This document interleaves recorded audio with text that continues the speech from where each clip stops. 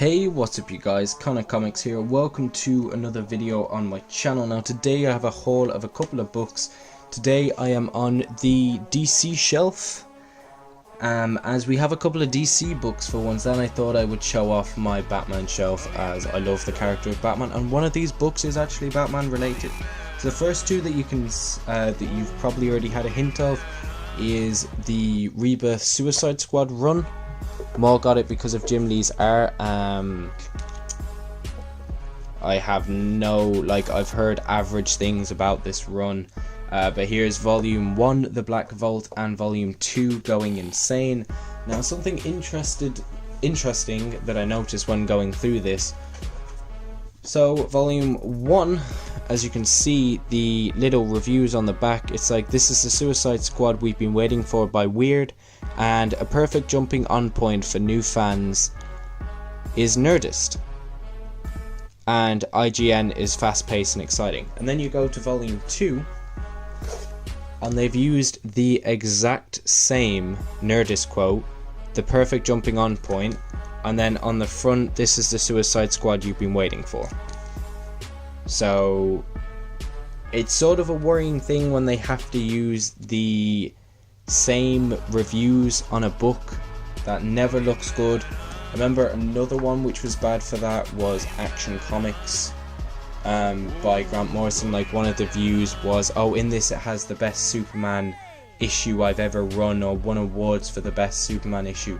I read that whole first volume, nothing in it popped out at me. There was nothing that I was like, oh my god, that's incredible. It was just average. So some of those reviewers must be reading a completely different book that was given to them. But yeah, the next two books are ones that I'm actually looking forward to reading, and the first one is Batman No Man's Land Volume 1.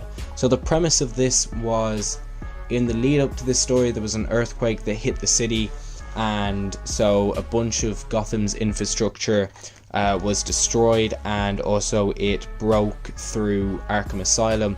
So a lot of the inmates have escaped and are on the run.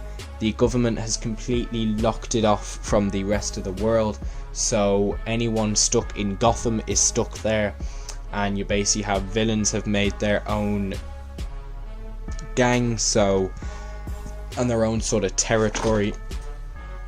So if you've watched the season finale or the final season of Gotham, it's very similar to that. That was actually the reason why I picked this up, as I'd always heard of this story and thought I'll give it a go. And the front cover is actually art by Jim Lee, as you can see, signature there, if it would focus. Yeah, so I thought that was cool. But yeah, it looks fun. Having a flick through, you have various different villains that when I flick through, I can see that there's Azrael in here. Actually, I should probably be showing you. As you can see, you have the Ventriloquist, you have Azrael. There's Batman walking through the streets, and you can see how it's gone to hell. You have Scarecrow, you have Huntress. I believe that's Brick.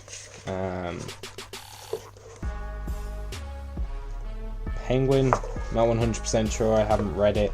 But it does look like a fun ride, and I was enjoying the season 5 with the different stories that were going on.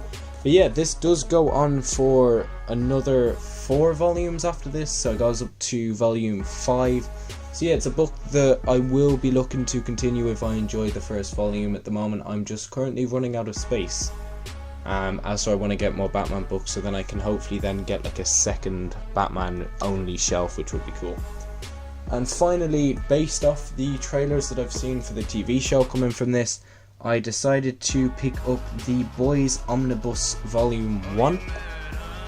So basically the premise of this story is it's a much more rougher superhero story, where you have this guy who's going out and trying to kill basically the superhero team. Like, as you can see, for example, there, that's what looks like a mixture of a Captain America sort of character, So the stories that this collects is, if you can see down here, the name of the game, Get Some, Cherry, and Furious 5 or Glorious 5-year plan. Collects the first 14 issues. So yeah, does seem to look like a fun read. Sort of like a mock take of the superhero genre. It's got Garth Ennis on it. If you've read Garth Ennis's Preacher, then you would know what he's like, and if you've read his Punisher run. But yeah, that is the books that I've picked up. Thanks for watching, guys, and I'll see you guys in another video. Peace.